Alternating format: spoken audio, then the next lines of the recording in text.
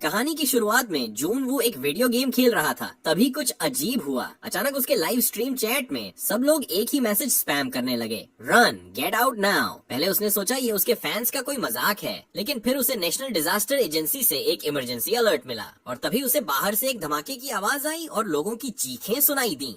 Confuse होकर जून वो balcony पर गया। वो देखकर शॉक्ड रह गया। बाहर की दुनिया पूरी तरह से कैओस में थी। लोग बिल्डिंग्स से बाहर भाग रहे थे, सभी पैनिक में थे। एक फायर ट्रक कंट्रोल से बाहर होकर क्रैश हो गया और उसने देखा एक आदमी दूसरे आदमी को काट रहा था। उसे समझ ही नहीं आया क्या हो रहा है। तभी एक औरत अपनी बेटी को बचाने के लिए एक किचन नाइफ लेकर भागी, लेकिन जैसे ही वो अपनी बेटी के पास पहुंची, उसकी खुद की बेटी उस पर झपट पड़ी और उसे जानवर की तरह काटने लगी। जून वो ये सब देखकर डर के मारे कांपने लगा। उसे समझ नहीं आ रहा था अब क्या करे, और तभी जोर से उसके दरवाजे पर दस्तक हुई। उसने पीपोल से देखा तो सब कुछ नॉर्मल लग रहा था। क्यूरियस होकर उसने दरवाजे का हैंडल पकड़ा, लेकिन जैसे ही उसने दरवाजा खोला एक आदमी अंदर घुस आया। जून वो डर के पीछे हट गया। वो आदमी उसका पड़ोसी सांगचुल था। दोनों की आपस में ज्यादा बनती नहीं थी। जून वो उससे वहाँ से जाने को कहता है, लेकिन सांगचुल उससे विनती करता है, प्लीज मुझे सिर्फ तुम्हारा बाथरूम यूज करना है, बस उसके बाद चला जाऊंगा। जून वो ने मजबूरी में हाँ कर दी और टीवी ऑन कर दिया। तभी उसे आखिरकार सच का पता चला। एक मिस्टीरियस वायरस शहर में फैल रहा था। जो लोग संक्रमित हो जाते वो ज़ॉम्बी जैसे मॉन्स्टर्स बन जाते थे, और अगर किसी को काटा जाए तो वो भी संक्रमित हो जाता। जून वो पैनिक में आ गया। उसे याद आया कि सांग चुल के कपड़ों पर खून था।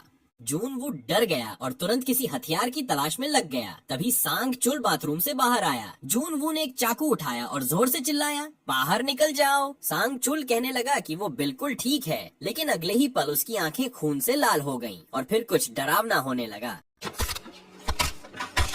सांगचुल गुस्से में जून वू की तरफ दौड़ा, लेकिन जून वू ने अपनी पूरी ताकत से उसे धक्का दिया और उसे अपार्टमेंट से बाहर कर दिया। जैसे ही उसने दरवाजा बंद किया, वो अभी सांस भी नहीं ले पाया था कि एक और बड़ी मुसीबत सामने आ गई। उसके शोर मचाने की वजह से और भी खतरनाक मुसीबत आने वाली थी। बाहर सांगचुल को एक और बड़े ज़ॉम्बी ने खत्म कर दिया। ये सब देखकर जून वू की हालत खराब हो गई, तो जून वू ने तुरंत फ्रिज को खींचकर दरवाजे के सामने लगा दिया ताकि वो और ज्यादा सुरक्षित हो जाए। उसने तुरंत अपने माँ बाप को कॉल किया ये जानने के लिए कि वो ठीक हैं या नहीं, लेकिन किसी ने फोन नहीं उठाया। थोड़ी देर बाद उसकी माँ का मैसेज आया, हम अभी के लिए सेफ हैं, तुम घर के अंदर ही रहो और रेस्क्यू का इंतजार करो। रात होने पर जून वू ने अपने पास बची हुई थोड़ी सी खाने की चीजें चेक की।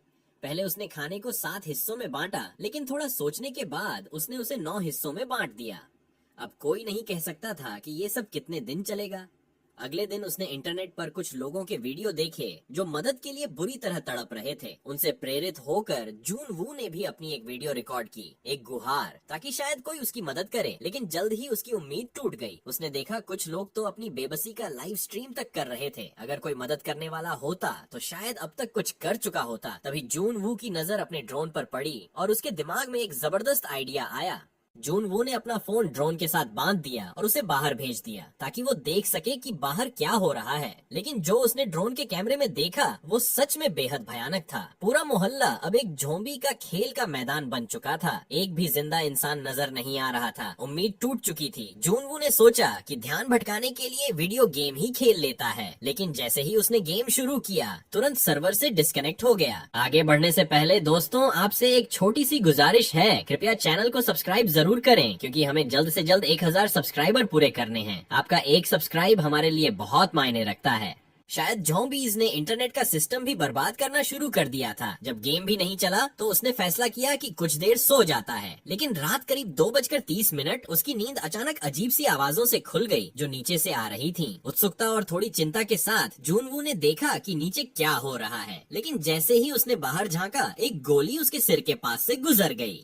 नीचे एक लेडी कॉप ज़ॉम्बीज़ से लड़ रही थी। वो बहुत ही हिम्मत वाली और बेखौफ थी, लेकिन उसकी गनफायर की आवाज और ज्यादा ज़ॉम्बीज़ को अपनी तरफ खींच रही थी। और सबसे बुरी बात ये थी कि उसकी गोलियां खत्म हो चुकी थीं। जैसे ही उसने रीलोड करने की कोशिश की एक ज़ॉम्बी ने उस पर झपट्टा मारा और उसे जमीन पर गिरा दिया। बाकी ज़ॉम्बी भी तुरंत उस पर टूट पड़े और उसे दबोच लिया गया। एक बेहद निराशा के पल में उस लेडी कॉप ने अपनी गन अपने सिर पर रख दी। वो अपना आखिरी फैसला लेने के लिए तैयार थी, लेकिन वो ऐसा कर नहीं पाई। 2 ज़ॉम्बीज़ ने उसके हाथ हाथ पकड़ लिए और उसे घसीट कर पार्किंग गैराज की तरफ ले गए और वहाँ नीचे तो और भी ज्यादा ज़ॉम्बी भरे हुए थे। ये सब ऊपर से देखकर जूनवू और सह नहीं सका। उसने पूरी ताकत से चिल्लाया ताकि ज़ॉम्बीज़ का ध्यान उस कॉप से हट जाए, लेकिन सब कुछ पहले ही बहुत देर हो चुकी थी। न सिर्फ वो कॉप बच पाई बल्कि उसकी चीख ने कुछ और ज्यादा खौफनाक को अपनी तरफ खींच लिया। अचानक एक जोर का धमाका हुआ। जूनवू के दरवाजे के सामने जो फ्रिज उसने अड़ाया था उसे किसी ने जोर से लात मारकर तोड़ दिया।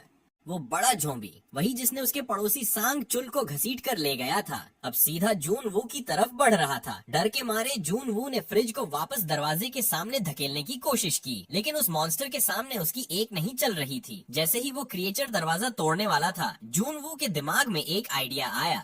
ये ज़ॉम्बी आजकल के बच्चों की तरह स्मार्ट नहीं है। जैसे ही ज़ॉम्बी उसकी तरफ बढ़ा तो वो तुरंत बालकनी से नीचे लटक गया और ज़ॉम्बी सीधा हाई राइज बिल्डिंग से नीचे गिर गया। जूनवू ने मुश्किल से अपना बैलेंस बनाए रखा और किसी तरह बच गया, लेकिन जैसे ही उसने नीचे देखा उसका दिल टूट गया। वो बहादुर लेडी पुलिस ऑफिसर अब ज़ॉम्बी बन चुकी थी। इस सब के बाद जूनवू ने दरवाजा और भी मजबूती से बंद कर दिया। फिर उसने सब कुछ छोड़ दिया। उसने अपने पापा की पुरानी वाइन पीनी शुरू कर दी। भूख लगती तो इंस्टेंट नूडल्स खा लेता, थक जाता तो सो जाता और जब दिल टूटता तो चुपके से रो लेता।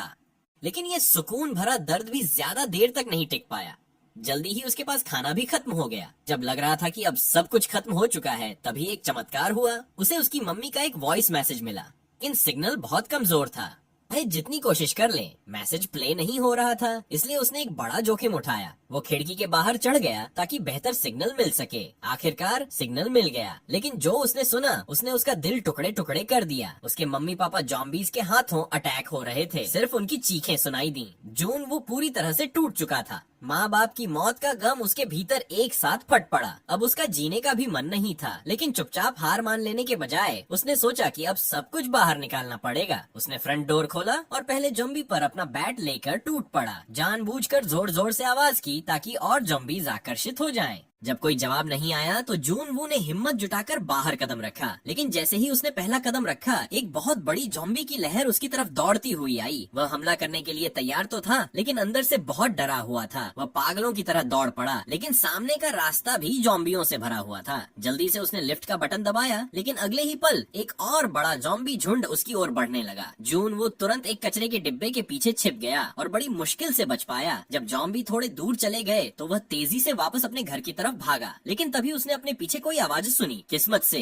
वह ज़ॉम्बी अंधा था, इसलिए जूनवू को देख नहीं पाया। जूनवू ने तुरंत मौका पकड़ा, अपने फ्लैट में घुस गया और जोर से दरवाजा बंद कर दिया। ज़ॉम्बी आवाज से आकर्षित हो गए। हैरानी की बात यह थी कि कुछ ज़ॉम्बी को अब भी अपनी इंसानी जिंदगी की कुछ धुंधली यादें थीं। वे दरवाजा खोलने की कोशिश भी करने लगे, लेकिन कुछ देर कोशिश करने के बाद थक कर चले गए। उस रात जब जूनवू ने अपना बदला ले लिया था, उसने एक अंतिम वीडियो रिकॉर्ड किया। वह दुनिया को अलविदा कहने के लिए तैयार था, लेकिन जैसे ही उसने हमेशा के लिए अपनी सांसें बंद करने की कोशिश की, अचानक एक लाल रोशनी उसकी खिड़की के पार चमकी। वह रोशनी सामने वाली इमारत से आ रही थी। उसी पल जूनवू को समझ में आ गया, वह अकेला सर्वाइवर नहीं था। वह किसी तरह अपने गले की रस्सी खोलता है और उस लाल रोशनी की तरफ देखता है, और वहाँ एक जवान और खूबसूरत लड़की खड़ी थी। उसने जूनवू की तरफ देखा और उसे इडियट कह दिया, लेकिन गुस्सा करने की बजाय जूनवू का दिल खुशी से भर गया। उसने खुशी खुशी उस लड़की की तरफ हाथ हिलाया। फिर लड़की ने हाथ के इशारों से बताया कि कल सुबह 7 बजे वह उससे बात करेगी। दोनों अपने अपने कमरों में लौट गए। बिल्कुल जूनवू की तरह वह लड़की भी वायरस आउटब्रेक के बाद से अकेली ही रह रही थी। लेकिन किम सर्वाइवल में जूनवू से काफी ज्यादा समझदार थी। उसने अपना खाना सख्ती से राशन किया था और अपने अपार्टमेंट के अंदर कई ट्रैप्स भी लगा रखे थे, ताकि अगर कोई ज़ॉम्बी अंदर घुस आए तो उसका काम तमाम हो जाए। अगली सुबह दोनों ने अपने नाम एक दूसरे को बताए। लड़की का नाम था किम। तब तक जूनवू पूरे दिन बिना कुछ खाए रह चुका था। उसका पेट दर्द से भर गया था। किम ने उसकी हालत देखी और तय किया कि उसे कुछ खाने को भेजना चाहिए। उसका प्लान था कि एक बेसबॉल से एक रस्सी बांधकर उसे सामने की बिल्डिंग में फेंके, ताकि दोनों बिल्डिंग्स को आपस में जोड़ा जा सके। लेकिन किम ने दूरी का अंदाजा थोड़ा गलत लगा लिया। खुशकिस्मती से जूनवू ने तुरंत समझ लिया कि वह क्या करने की कोशिश कर रही है। उसने अपना ड्रोन इस्तेमाल किया और रस्सी को उड़ाकर किम तक पहुंचा दिया। प्लान काम कर गया और कुछ ही देर में जूनवू को किम का फूड पैकेज मिल गया। आखिरकार जून वू ने एक अच्छा खाना एंजॉय किया, लेकिन तभी कुछ ऐसा हुआ जिसकी उम्मीद नहीं थी। एक जॉम्बी बन चुका फायर फाइटर उस रस्सी और उससे बंधी बेसबॉल को देख चुका था। जून वू ने तुरंत किम को चेतावनी दी। किम ने रस्सी खोलने की कोशिश की, लेकिन जॉम्बी ने जोर से उसे खींच लिया, जिससे एक टेबल किम पर गिर गई और वह बेहोश हो गई। और सबसे बड़ी समस्या ये थी कि उन जॉम्बीज के पास अब भी इंसानों जैसा दिमाग था। वह बिल्डिंग पर चढ़ने लगा। जून वू ने एक बोतल उठाई और उस जॉम्बी पर फेंकी ताकि उसका ध्यान भटके, लेकिन जॉम्बी पर कोई असर नहीं हुआ। वह सीधा किम के अपार्टमेंट की ओर चढ़ता जा रहा था। जून वू ने अपना ड्रोन भेजा ताकि जॉम्बी को डिस्टर्ब कर सके।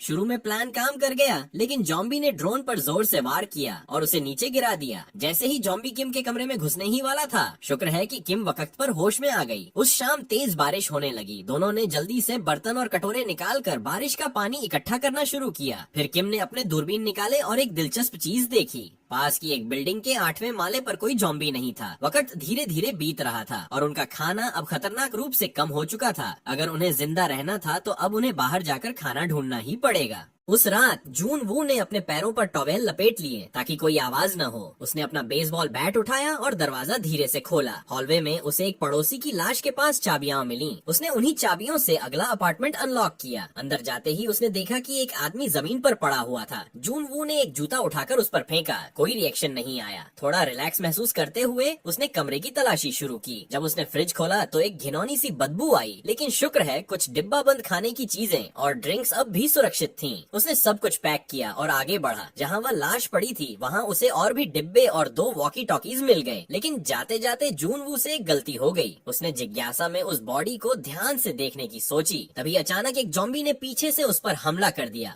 जून वू ने तुरंत वह बॉडी उठाई और उसे ढाल की तरह इस्तेमाल करते हुए जॉम्बी का अटैक ब्लॉक किया।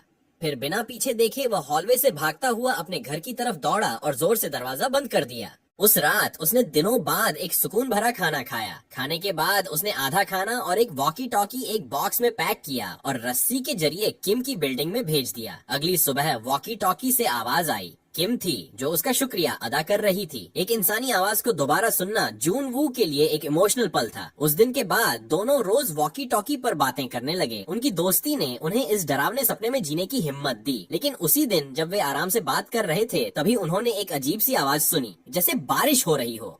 जून वू तुरंत पानी इकट्ठा करने के लिए खिड़की की तरफ दौड़ा, लेकिन जैसे ही उसने खिड़की खोली वह चौंक गया। वह कोई बारिश नहीं थी, वो जॉम्बीज के कदमों की आवाज थी। किसी वजह से सारे जॉम्बीज पागल हो गए थे और बिल्डिंग्स की तरफ दौड़ रहे थे। जून वू और किम तुरंत फर्श पर गिर पड़े। बिल्कुल भी आवाज न करने की कोशिश करते हुए एक छोटी सी भी आवाज उनकी मौत बन सकती थी। जब किम ने अपना एक्स उठाया तो गलती से एक शेल्फ गिर गई। उस आवाज ने जॉम्बीज का ध्यान उसकी तरफ खींच लिया। वो धीरे धीरे किम के अपार्टमेंट की ओर बढ़ने लगे। किम उनके कदमों की आवाज सुनकर घबरा गई। तभी जून वू ने उससे उसका अपार्टमेंट नंबर पूछा। जैसे ही जॉम्बीज उसके दरवाजे तक पहुँचे, तभी पास वाले अपार्टमेंट में एक फोन बजने लगा। जॉम्बीज तुरंत उस आवाज की तरफ मुड़ गए। पता चला कि जून वू ने उसके पड़ोसी के फोन पर कॉल किया था ताकि जॉम्बीज का ध्यान भटकाया जा सके। उसकी इस तेज सूझबूझ ने किम की जान बचा ली। अब उनके फ्लोर पर जॉम्बीज पूरी तरह कंट्रोल से बाहर हो चुके थे और उनका खाना भी खत्म होता जा रहा था। वहाँ रुकना अब बिल्कुल भी सुरक्षित नहीं था। दोनों ने तय किया कि वे उस फ्लोर पर शिफ्ट करेंगे जहाँ किम ने पहले जॉम्बी फ्री एरिया देखा। जल्दी से अपना सामान पैक किया। किम ने रस्सी कसकर बांधी। जून वू ने कहा कि वह पहले जाएगा, लेकिन किम ने बिना कुछ कहे तुरंत अपने अपार्टमेंट से छलांग लगा दी। जैसे ही किम नीचे आई, जॉम्बीज हर तरफ से उस पर हमला करने लगे, लेकिन किम ने तुरंत अपनी क्लाइंबिंग पिक निकाली और जॉम्बीज को मारते हुए अपने लिए रास्ता बना लिया। ऊपर से यह सब देखकर जून वू हैरान रह गया, लेकिन तभी एक जॉम्बी ने किम को नीचे गिरा लिया। उसी पल जून वू पीछे से आ गया। उसने उस जॉम्बी को मारा और किम को खींचकर स्टेयरवेल के अंदर ले गया। नई बिल्डिंग के अंदर जाते ही उन्होंने तुरंत कांच का दरवाजा बंद कर दिया। जैसे ही दरवाजा टूटने वाला था, दोनों जल्दी से लिफ्ट के अंदर घुस गए। अच्छी बात यह थी कि लिफ्ट में अभी भी बैकअप पावर चालू थी। वो पहले ही 8वें फ्लोर को स्काउट कर चुके थे और जैसा कि उन्होंने सोचा था, वो फ्लोर काफी शांत था। दोनों ने एक सेफ रूम ढूंढने के लिए दरवाजे चेक करने शुरू कर दिए, लेकिन तभी हॉलवे में एक अकेला जॉम्बी दिखाई दिया। सिर्फ एक जॉम्बी देखकर जून वू ने हमला करने की तैयारी कर ली, लेकिन तभी स्टेयरवेल से पूरी जॉम्बीज की भीड़ अंदर घुस आई। अब यह एक फुल ऑन इमरजेंसी बन चुकी थी। किम तुरंत भागी और ज्यादा दरवाजे खोलने की कोशिश करने लगी, जबकि जून वू ने एक गेट तोड़कर उसे जॉम्बीज के रास्ते में अड्डा दिया। तभी अचानक एक दरवाजा खुला और एक हाथ ने किम को अंदर खींच लिया। फिर एक स्मोक ग्रेनेड हॉलवे में फेंका गया। एक रहस्यमयी आदमी सामने आया और जून वू को भी अंदर खींच लिया। अभी के लिए वो दोनों सेफ थे, लेकिन किम अब भी अलर्ट थी, क्योंकि उसे याद था कि ये फ्लोर तो खाली होना चाहिए था। वो आदमी उन दोनों के लिए पानी लेकर आया। दोनों थोड़े घबराए हुए थे, तो उसने कहा कि वह उनकी सिचुएशन को समझ सकता है। जब उसने पूरा पानी एक ही बार में पी लिया, तब जाकर किम और जून वू ने धीरे धीरे घूंट लेना शुरू किया। लग रहा था कि वह भी एक सर्वाइवर ही है। फिर उसने कुछ खाने का सामान निकाला। भूखे जून वू और किम ने तुरंत भेड़ियों की तरह खाना शुरू कर दिया। आदमी ने कहा, आराम से खाओ, रेडियो पर सुना है कि एक रेस्क्यू टीम आ रही है। ये सुनकर उनके चेहरे खुशी से चमक उठे। दोनों इमोशनल हो गए। उन्हें उम्मीद की किरण दिखाई दे रही थी, लेकिन तभी किम को कुछ अजीब लगा। उसने कमरे में इधर उधर देखा और नोटिस किया कि जितनी भी फैमिली फोटो थीं, उनमें से कोई भी उस आदमी से मेल नहीं खाती थी जब तक वो उससे कुछ पूछती। जून वो उसके पास बेहोश होकर गिर गया। कुछ सेकंड बाद किम की भी नजर धुंधली होने लगी और वो भी बेहोश हो गई। आदमी ने एक सेकंड भी बर्बाद नहीं किया। उसने किम को खींचकर एक बैक रूम में ले गया। किम की आंख खुली तो उसने देखा कि एक फीमेल जॉम्बी उसके सामने बंधी हुई थी। वो बहुत ज्यादा डर गई। वो जॉम्बी उस आदमी की बीवी थी। वो उससे बहुत प्यार करता था और जब वो जॉम्बी बन गई तब भी उसने उसे छोड़ने से इनकार कर दिया। वो उसे भूखा नहीं देख सकता था, इसलिए वो दूसरे सर्वाइवर्स को अगवा करता था ताकि उन्हें अपनी बीवी को खिला सके। जो फैमिली पहले वहाँ रहती थी, वो सब उसकी जॉम्बी बीवी का खाना बन चुकी थी। कमरे के बाहर वो आदमी धीरे धीरे उस रस्सी को ढीला कर रहा था जिससे उसकी बीवी को बांधा गया था। किम ने डर के मारे जोर से चीख मारी और उससे दूर जाने लगी। तभी अचानक जून वू की आंख खुल गई। पैनिक में उसने तुरंत उस आदमी पर बंदूक तान दी, लेकिन आदमी ने उसकी आंखों में आंखें डालकर शांति से रस्सी छोड़ दी। जून वू फौरन आगे कूदा रस्सी पकड़ने के लिए, लेकिन जॉम्बी की ताकत ज्यादा थी। रस्सी उसके हाथों से फिसल गई। जून वू भागकर दरवाजे तक गया, लेकिन पता चला वो लॉक थी। अगले ही पल एक भयानक चीख कमरे से सुनाई दी और फिर सन्नाटा छा गया। क्या जॉम्बी ने अपना खाना पूरा कर लिया था? आदमी ने धीरे से दरवाजा खोला, लेकिन जॉम्बी तुरंत उस पर झपटी और उसके गले में काट लिया। पर सच ये था, किम ने जॉम्बी के सिर पर एक तकिया डाल दिया था, जिसकी वजह से वो बच गई थी। आदमी अपनी जॉम्बी वाइफ को अब भी प्यार से संभालने की कोशिश कर रहा था। ये देखकर किम और नहीं सह पाई। उसने ट्रिगर दबा दिया और दोनों को मुक्ति दे दी, लेकिन उस गोली की आवाज ने पूरी बिल्डिंग में जॉम्बीज को आकर्षित कर लिया। अब उनका बचना नामुमकिन लग रहा था। किम और जून वू ने एक दूसरे की तरफ देखा, एक कड़वा सा मुस्कान एक्सचेंज किया और अपनी गन्स उठाई, तैयार सब खत्म कर देने के लिए। पर तभी एक तेज आवाज बाहर से सुनाई दी। दोनों खिड़की की तरफ दौड़े। एक रेस्क्यू हेलीकॉप्टर उनकी तरफ आ रहा था। उनकी आंखों में एक बार फिर उम्मीद चमक उठी। नए हौसले के साथ दोनों हॉलवे की तरफ दौड़े, जॉम्बीज को मुश्किल से चकमा देते हुए। जून वू ने एक साइकिल उठाई और जॉम्बीज के रास्ते में डाल दी ताकि उन्हें रोका जा सके। आखिरकार वे रूफटॉप तक पहुंच गए और दरवाजे को जाम कर दिया, लेकिन जितना भी वे रोकते रहे, जॉम्बीज ने दरवाजा तोड़ ही दिया। सब कुछ खत्म सा लग रहा था। तभी हेलीकॉप्टर ने उन्हें देख लिया और जॉम्बीज पर फायरिंग शुरू कर दी। किम और जून वू को बचा लिया गया। आखिरकार उनकी जान बच गई। उसी वक्त रेडियो टावर भी फाइनली रिपेयर हो गया, एक के बाद एक, और सर्वाइवर्स ने ऑनलाइन SOS मैसेज भेजने शुरू कर दिए, क्योंकि जब तक तुम जिंदा हो, उम्मीद कभी नहीं मरती, चाहे वक्त कितना भी अंधेरा क्यों न हो।